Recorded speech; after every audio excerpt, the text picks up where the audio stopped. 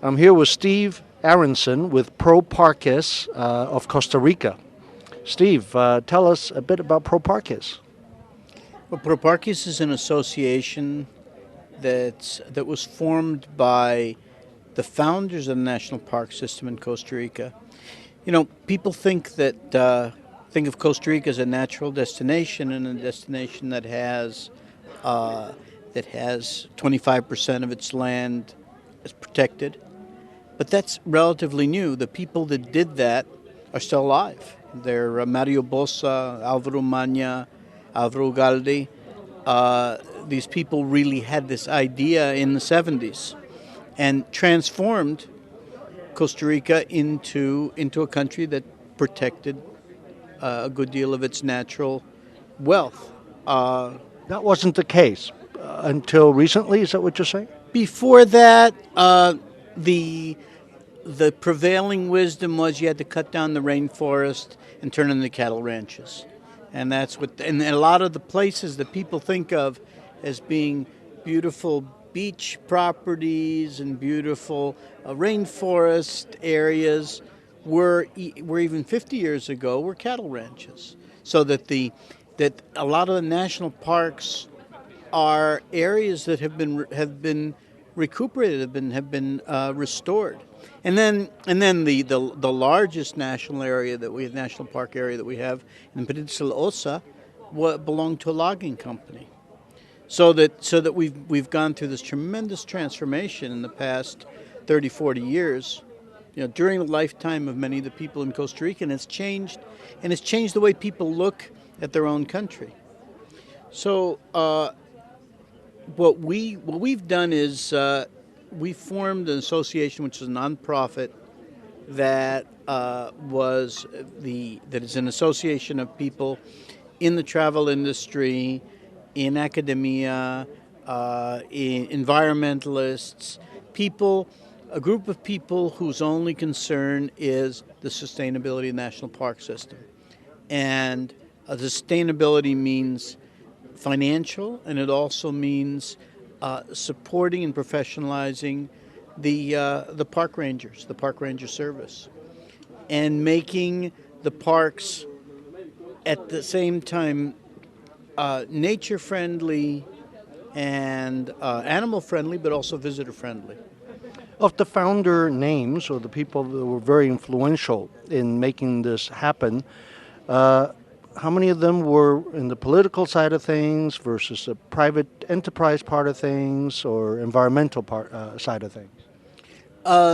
Most most of the well the founders of the association, two of them are let's say the five founders, two are involved in tourism or industry, and three are people who are former heads of the Park Service or academics or people who are in the governmental side, let's say.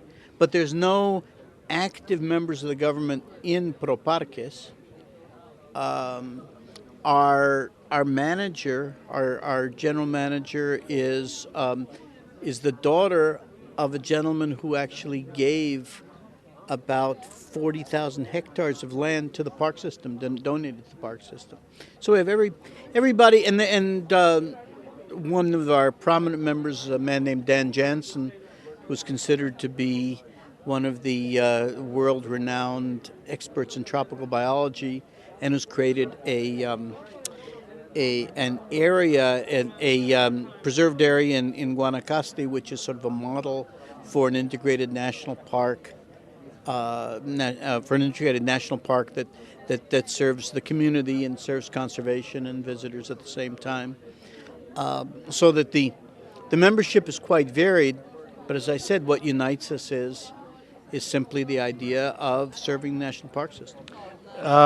Of the World Heritage Sites, natural World Heritage Sites you have in Costa Rica, they're part of the park system? There are, as I believe, two that are part of the park system, and I think that one isn't. Now, I'm not quite sure of that. So, And how does ProParque work with, let's take developers who want to develop some resorts or hotel uh, in or around the parks? We have no relationship with them. Or our we have basically three goals and three activities. One is the professionalization of the park rangers, which means that we run training programs for them. We're sort of an advocate of the park rangers. We have for example, we're doing right now a WIFR course, Wilderness First Responder course for park rangers, tropical biology, um, guiding, and customer service, tourism customer service. And the second goal is creating models for financial sustainability, which basically means finding corporate social responsibility grants, figuring out ways that that tourists can be continual contributors or members of a park association. Um, and then we've done a whole series of projects that just have solved specific problems in parks. For example, we've installed wireless internet in some of the parks, which helps, which allows for higher bench fees, which allows researchers to work, and which also makes it easier to collect park fees and all the other things that can happen.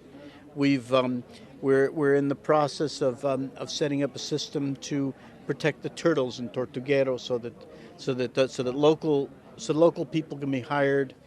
The people who used to poach the turtle eggs are now hired as as spotters to inform when the turtles are about to lay eggs, so that the tourists don't go on the beach and scare the turtles away. We're working on a project to restore the one archaeological site in Costa Rica that's of international interest, which is called Guayabo, which is a 2,000-year-old native city, and where we've brought Peruvian archaeologists to Costa Rica to analyze it. We put together, and on all these projects, what we do, we try to put together government, local communities, and industry for funding in order to sort of make them happen.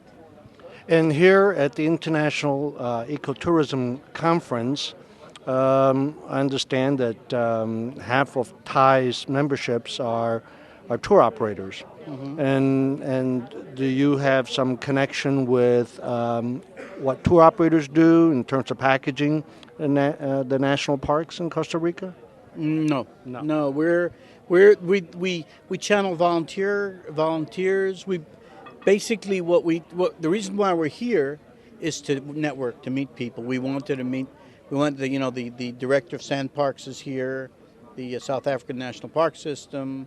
We just had a discussion with professor from the University of Ontario, who's this expert on park financing. We've been basically looking around to meet people, and we're here with Mr. Mario Bosa, who's the founder of the park system and our Minister of Tourism. So so it's a lot of it has to do with networking, and has to do with announcing the initiative of President Arias, which is called Peace with Nature, which is sort of the theme of his of his 4 years. Sounds beautiful. Never heard that before. Peace with nature. Yeah.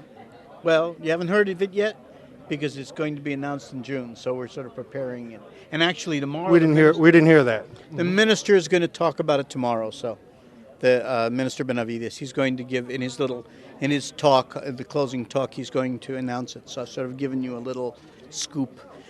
That's great. Thank you so much.